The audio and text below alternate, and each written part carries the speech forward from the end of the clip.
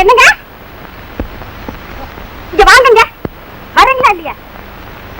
என்ன பெரிய வேடிக்கை பாக்குறீங்க? சுந்தரி, ஒரு சின்ன பையன் சைக்கிளை விட்டு இறங்க முடியாம தவிச்சிட்டு இருக்கான். அந்த பையனை யாருமே இறக்கி விட மாட்டேங்கிறாங்க. கூட்டத்துல ஒருத்தன் சொல்றான் 24 மணி நேரம் இடைவிடாமல் சைக்கிள் ஓட்டுதா அப்படின்னு. இன்னொருத்தன் சொல்றான் இறங்காதா உதப்பேன் அப்படிங்கிறான். கொஞ்ச நேரத்துல அந்த பையனை அப்படியே விட்டு ஒரு பட்டம் கொடுத்துருவாங்க போல் இருக்கு. ஓட்ட சுத்தமா கொடுத்துருக்கானோ என்ன பண்ணிக்கிட்டு இருந்தீங்க? அது வரைக்கும் இது பண்ணிட்டு இருந்தேன். எவ்வளவு ஒருத்தன் பின்னால தள்ளு முதுகுல இடிச்சான். இன்னொருத்த நெஞ்சில சபாஷ்னு கைய வச்சு கைய கணத்துக்கு சுத்தமா எடுத்துருக்கான். மணிப்பரிசு போச்சா? பக்கத்துக்கு வந்திருக்காமல்ல சின்ன அடையாளம் கொடுத்துருக்காங்க. ஆமா, என் பாக்கெட்ல பணம் இருக்குன்னு அவனுக்கு எப்படி தெரிஞ்சது? உங்க மூஞ்சியை பார்த்தாதான் தெரிஞ்சிருக்கானே. முடிச்சுக்கிட்டு இருந்தீங்க என்னங்க?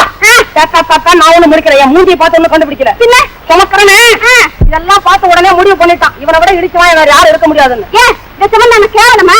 மெட்ராஸ்ல அதான் ஃபேஷன். இத தூக்குனா ஃபேஷன். இத தூக்குனா இதுக்கு பேரே வேற எங்க? என்ன ஐயா தர்மமா? இத பார்த்ததுக்கு அப்புறம் கூட உனக்கு தர்மம் வேணுமா?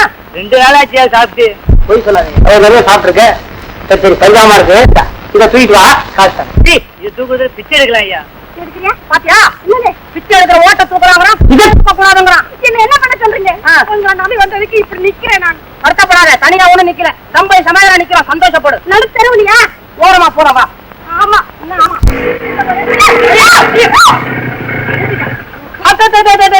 நீங்களா எங்களுக்கு தெரியுமா? உங்களுக்கு வெளியூர் தானே நீங்க? ஆமா, எப்படி கண்டுபிடிச்சீங்க? உள்ளூர்காரன் இந்த மாதிரி நின்றுட்டு இருக்க மாட்டானே. எந்த ஊரு? வருமா நினைச்சேன். எப்படி இல்லாட்டி உங்களுக்கு இந்த மாதிரி நிலைமை வருமா? ஆமா, அகதிங்களா? இல்ல, அநாதைகள். அப்பப்பா ஐயோ, என்ன நாங்க இன்னும் ஒண்ணுமே சொல்லல, அதுக்குள்ள ஏன் வருத்தப்படுறீங்க? இந்த மாதிரி கதை நான் எத்தனை கேட்டிருக்கிறேன். இப்படி ஆரம்பிச்சாலே அப்புறம் சோகத்துல தானே முடியும். ஆமாங்க, சோகத்துலதான் எங்க கதையை முடிஞ்சது. ஐயோ, நாங்க பர்மாவில இருந்து அண்டைக்கு பயந்து வந்துகிட்டு இருந்தோம். ஒரு குண்டு போட்டான். சரி, என் பாட்டியை காணும். இன்னொரு குண்டு போட்டான். என் தாயார காணும். ஐயோ, குண்டு போட்டு என் குடும்பமே சரி போச்சு. கடைசியில நானும் என் தகப்பனாரும் தான் தப்பணும். உங்க அப்பா மட்டும் எப்படி தப்பினாரு? குண்டு போட்டதே அவர் தாங்க. அவன் இப்ப அவங்க நான் உயிரோடு இருக்கிறது தெரிஞ்சு தற்கொலை பண்ணிட்டார். இந்த மாதிரி சந்தர்ப்பத்தை நான் எதிர்க்க சண்டையில சாவறதையா?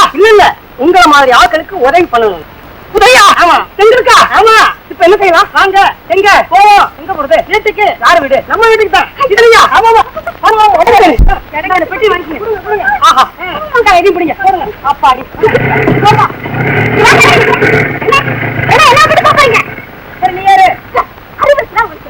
என்ன பார்த்து எப்படி 3 பேர் போக முடியாது? ஆமா, நானும் நீங்க போதுனா வீடு தெரியாது. நானும் அவரு போன நீ நிக்க வேண்டியதா இருக்கு. என்ன பண்றது? ஒண்ணு சரிவா? என்ன இதெல்லாம் எடுத்துட்டு போறேன்.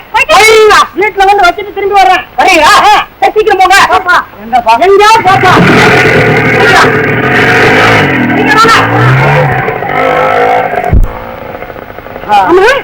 என்னங்க அந்த ஆள் என்ன எங்கேயாவது போப்பான்னு போனாரு?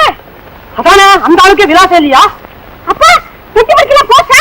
போச்சாவாதான் பாக்குறத போயிட்டே இருக்குது. ஐயோ, மரமாரி நிக்கிறீங்களே. ஆட்டோ ரிக்ஷாவை தோத்துங்க. அதையா எப்படி முடியும்? ஆட்டோ ரிக்ஷாவுக்கு பின் சக்கரத்தை பத்தி கவலை இல்ல. முன் சக்கரம் நுழைஞ்சா போது இஷ்டத்துக்கு எங்க வேணா சர்ரு புரு போயிடுவான். ஐயோ ஐயோ ஆட்டோ. ஐயோ ஐயோ சுந்தரி,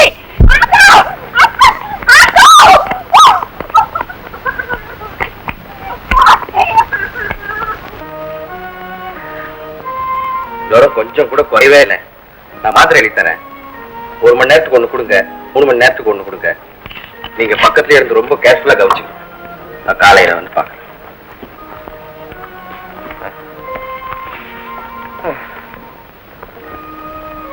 சந்தானம், சாந்திக்கு கணம் நீதான். நீதான் சாந்திக்கு கணம். சாந்தி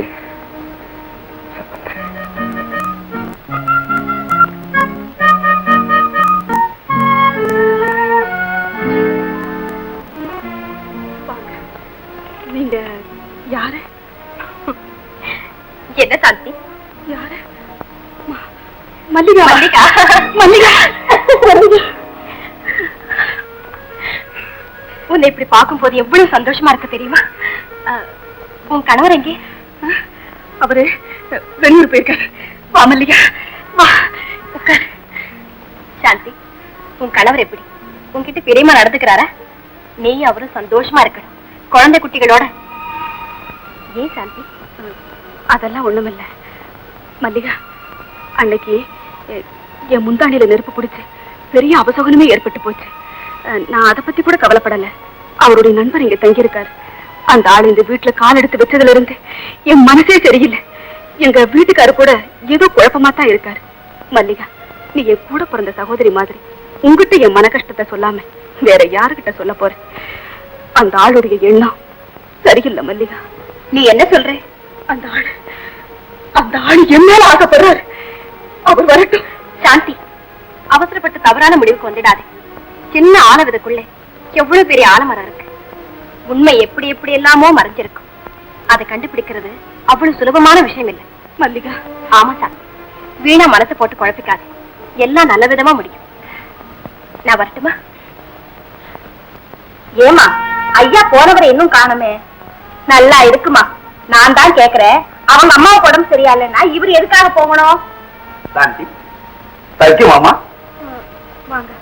என்னம்மா, என்ன தெரியலையா? ஆமா ஆமா, உனக்கு தெரிஞ்சிருக்க முடியாதுன்னு. நான் உங்க அப்பாவுக்கு ரொம்ப வேண்டியவன். வடநாட்டு யாத்திரை போயிட்டு இன்னைக்கு தான் வந்தேன். கைலாசம் இறந்து போனதை இப்பதான் கேள்விப்பட்டேன். வருத்தப்படாதேம்மா. உங்க அப்பா உனக்கு ஒரு குறையும் வைக்கலையே. கண்ணிறைந்த கணவனையும் கணக்கில்லாத செல்வத்தையும் இல்ல வச்சுட்டு போயிருக்காரு. உனக்கு என்னம்மா குறை?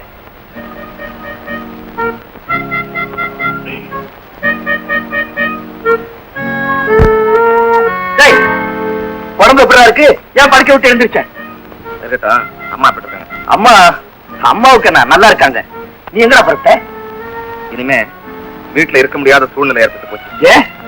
இங்க கல்யாணம் அன்னைக்கு இருந்த ஒரு பெரியவர் திடீர்னு வீட்டுக்கு வந்தாரு. சாந்தியுடைய கணவன் நான் தாங்கிற முறையில பேச ஆரம்பிச்சாரு. சாந்தியும் பக்கத்துல இருந்தா என்னால ஒண்ணும் பேச முடியல. சாந்தி என்னை பத்தி தப்பா நினைக்கிறேன். இனிமே நான் வீட்டுல இருந்தா தப்புன்ட்டு வெளியே கிளம்பிட்டியா? பாப்புறா, இங்க எனக்கு என்ன வேலை? நானும் வர்றேன். ரெண்டு பேரும் எங்கேயா போ. அதான் அந்த சந்தானம் தான் என்ன ஏமாத்திட்டார். என்ன சந்தானம்? திருச்சி. இங்க தங்கியிருந்த ஒரு பேர் கூட சந்தானம். ஊரும் திருச்சிதான். ஒருவேளை அவரா இருப்பாரோ? ஐயோ, இன்னைக்கு வீட்டை விட்டு வெளியே போனாரு. இப்ப என்ன செய்கிறது? மல்லிகா, நீ கவலைப்படாது. எதுக்கும் அக்கா வந்துருக்கும்.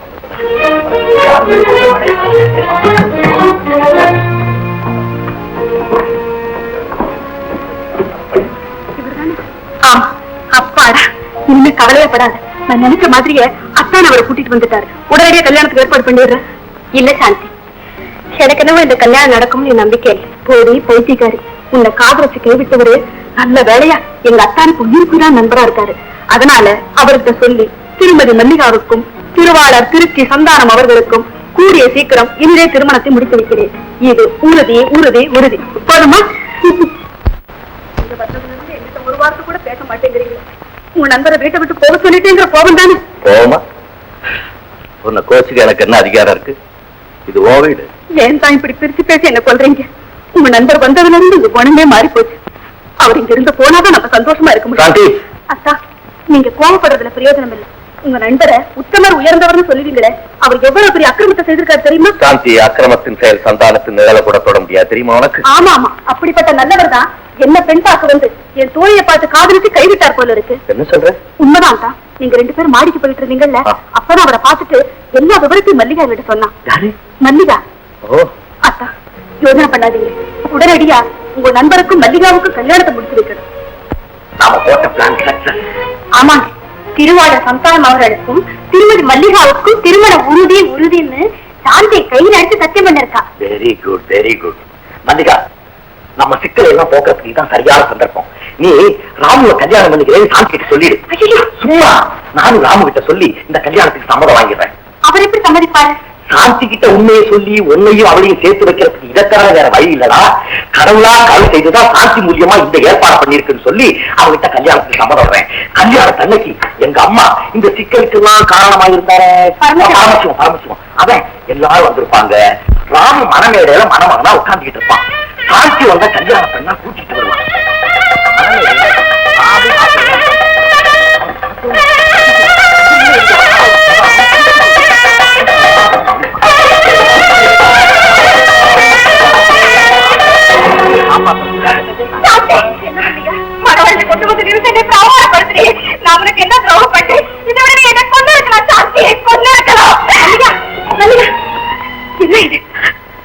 அவருக்கு என்ன கல்யாணம் பண்ணி கொடுக்கறேன்னு சொல்லி இப்ப வேற யாரையோ மாப்பிள்ளையா உட்கார வச்சிருக்கேன்.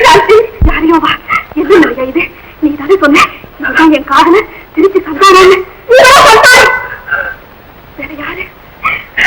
சந்தானம் என்னுடைய மகன். அதோ அவன்தான் ராமு உன்னுடைய புருஷன்.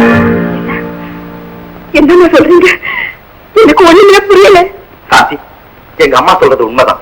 நீ ஹாஸ்பிட்டல் இருக்கும்போது சந்தர்ப்பத்தால ராமு இறந்து போயிட்டான். நான் தான் உங்க அப்பா கிட்ட வந்து சொன்னேன்.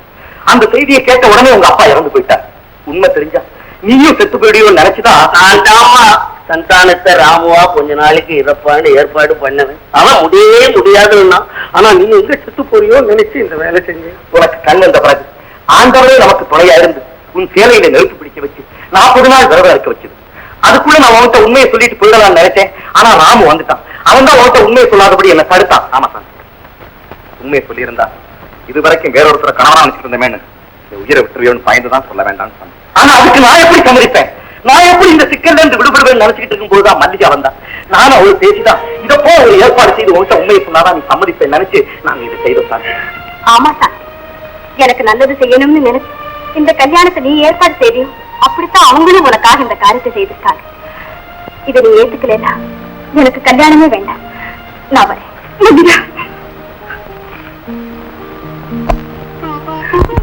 அத்தா, உங்களை எனக்கு யாருன்னு புரியாத நிலையில் நான் உங்களை தவறா பேசிட்டேன். என்ன மன்னிச்சிடு. எப்படி கரெக்ட் தானே? என்ன பேசாம இருக்க? மணவரையில இந்த மாதிரி பேசாம உட்கார்ந்து அவன் தாலி கட்டிட்டு போயிடுவான் தெரியுமா? என்ன ஆண்டவன் மேல பாரத்தை போட்டுட்டு உடனடியே அதை செய்யறது தவிர வேற வழியே இல்லைங்க. எனக்கு பரிபூர்ண சம்மதம். எங்க அண்ணன் போன பிறகு மல்லிகாவை எத்தனை இடத்துல இருந்து வந்து பொண்ணு கேட்டாங்க. அவளுக்கு ஒரு இடத்துல கூட வாழ்க்கப்பட கடைசியில அவ ஆசைப்பட்டவருக்கே நீ முடிச்சு வைக்கிற. அந்த மீனாட்சி திருவையில நீ ரொம்ப நல்லா இருக்கணும். அம்மா, மல்லிகாவுக்கு நான் உயிருக்கு பழகினதுனால நானே பெண் வீட்டுக்கு பெண் வீடாவும் மாப்பிள்ளை வீட்டுக்கு மாப்பிள்ளை வீடாவும் இருந்தேன். என் செலவிலேயே எங்க வீட்டிலே கல்யாணம் செய்யலான்னு இருக்கு. நீ மகராசியா இருக்கணும்மா. உன் இஷ்டம் போலவே செய். ரோஜனோரோஜமான சோபனோ சோபமான சுமுக்த கல்யாண ஸ்ரீமத் வெங்கடநாதாய ஸ்ரீனிவாசாய மங்களம். கணக்குல உடனே புறப்பட்டு வரும்படி தம்பி கடைசி போட்டிருக்கு. எனக்கு ஒண்ணுமே புரியல. இப்பவே புறப்படுறதுக்கு ஏற்பாடு செய்யுங்க. சரிண்ணா.